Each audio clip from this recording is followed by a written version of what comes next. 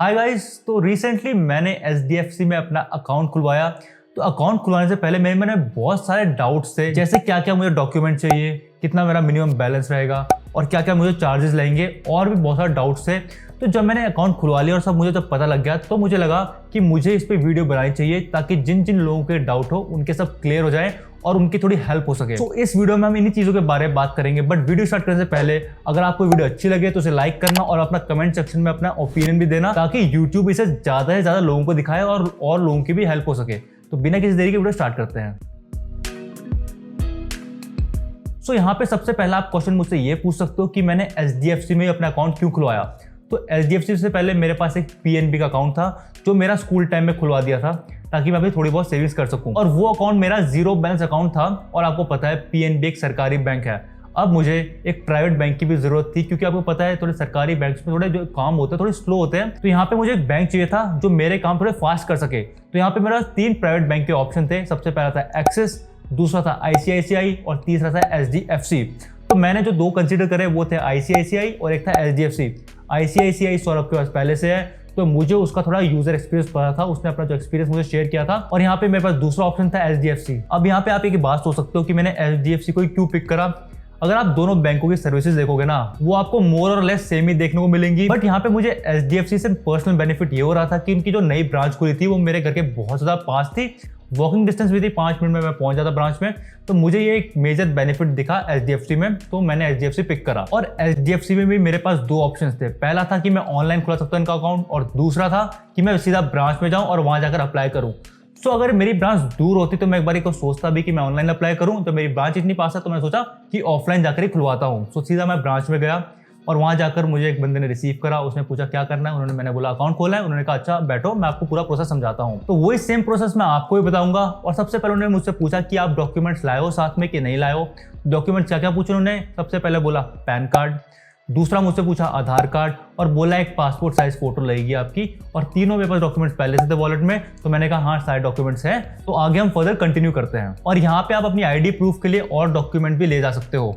तो फिर उन्होंने आगे बात करी। उन्होंने मुझे 2 ऑप्शन दिए 2 अकाउंट खुलवाने के। पहला था जो सबसे बेसिक अकाउंट था उनका, जिसमें मुझे मिनिमम बैलेंस भी कम रखना पड़ रहा था, और एक दूसरा था उसमें थोड़ा मिनिमम बैलेंस ज़्यादा था। कितना ज़्यादा था, उन्होंने कहा 25 से 50 हज़ार आपको मिनिमम इसमें मेंटेन करने पड़ेंगे।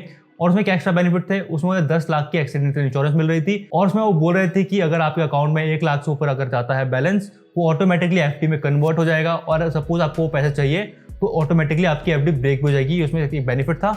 और उसमें मुझे क्रेडिट कार्ड भी इन हैंड वो मुझे दे रहे थे।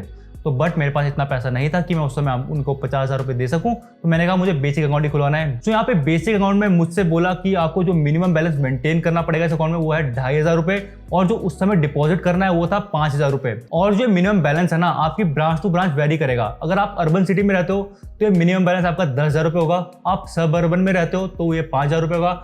अगर आप रूरल एरिया में रहते हो, आपकी ब्रांच रूरल एरिया में जैसे मेरी थी, तो आपका ये 2,500 रुपये होगा। और यहाँ पे जो उन्होंने मुझे अमाउंट बताया, उन्होंने कहा कि वो आपको कैश सबमिट करना पड़ेगा।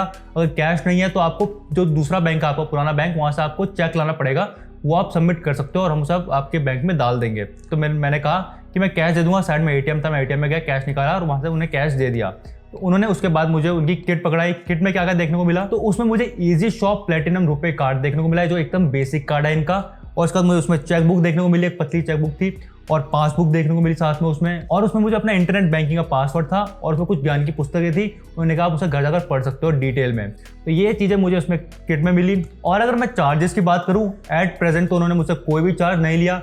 बट अगर आप अपना कार्ड देखोगे, इनका जो कार्ड का एनुअल चार्ज है, मैंने बाद में पूछा उनसे, उन्होंने कहा 236 रुपीज़ इनका कार्ड का चार्ज पड़ रहा है, जो बेसिक कार्ड है। अगर मुझे नया लेना है तो नए कार्ड के उसके मुझे अलग से चार्जेस देने पड़ेंगे। वो चार्जेस डिफरेंट होंगे डिफरेंट कार्ड के हिसाब से। जितनी ज़्यादा फैसिलिटीज़ उतने ज़्यादा कार्ड के उसमें पैसे लगेंगे, ठीक है। तो ये बात थी। अगर मैं चेकबुक खत्म करता हूँ और मुझे दूसरी चेकबुक चाहिए साल के अंदर, तो उसके भी मुझे सेपरेट पैसे देने पड़ेंगे उन्हें।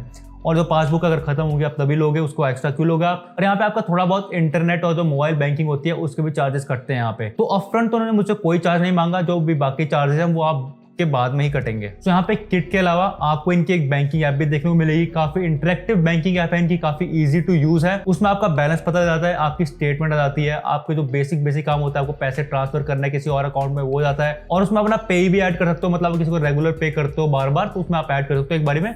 और वो आप उसे इजीली बाद में पे कर सकते हो। तो बेसिक काम जो भी होते हैं वो आपका ऐप में ही हो जाएंगे। और इस ऐप पे एक डिटेल वीडियो हम लेकर आ सकते हैं, अगर आपको चाहिए तो आप बता सकते हो कमेंट सेक्शन में, हम उस पर एक पक्का डिटेल वीडियो बनाएंगे जहां आपको पूरा ऐप समझा देंगे। तो यहाँ पे ये पूरा अप्लाई का प्रोसेस था, काफी ईजी रहा। मुझे जो बंदा मुझे अपॉइंट हुआ था वो काफी उसने अच्छी तरह मुझे ट्रीट करा और पूरा जो मेरा काम था काफी ईजिली हो गया।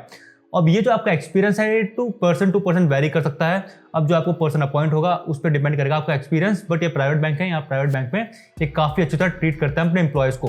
तो शाम तक जो भी मेरा डॉक्यूमेंट वगैरह थे वो सारे अपडेट हो गए। तो मैंने ऐप में देखा जो भी मेरा एड्रेस वगैरह था, केवाईसी थी सारी हो चुकी थी। तो मुझे मतलब शाम तक का वेट करना पड़ा और मेरा सारा काम हो गया था बैंक में, और यहाँ पे मेरा बैंक रेडी टू यूज हो गया था। सो अब इन सबके बात करते हैं जो अकाउंट में मुझे बेसिक बेनिफिट्स देखने को मिल रहे हैं वो क्या क्या है। तो सबसे पहले बात करते हैं इंटरेस्ट की।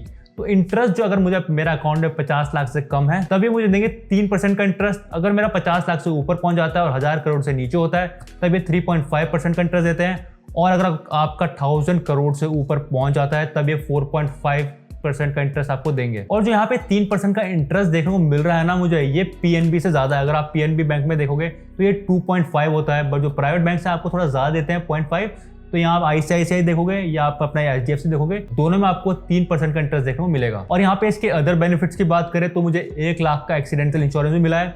और उसमें एक और बेनिफिट है, अगर आप कार्ड से कहीं पेट्रोल भराते हो तो आपको 2.5 का जो सर्च चार्ज है वो आपको ऑफ मिल जाता है। तो यहाँ पे मुझे अकाउंट खुलवाए पूरे 2 हफ्ते हो चुके हैं। इन 2 हफ्ते में मुझे इनका वेलकम लेटर भी आया, वो पोस्ट से इन्होंने भेजा था और उसमें लिखा था वेलकम कि आपका जो भी बैंकिंग स्टार्ट हो चुकी है।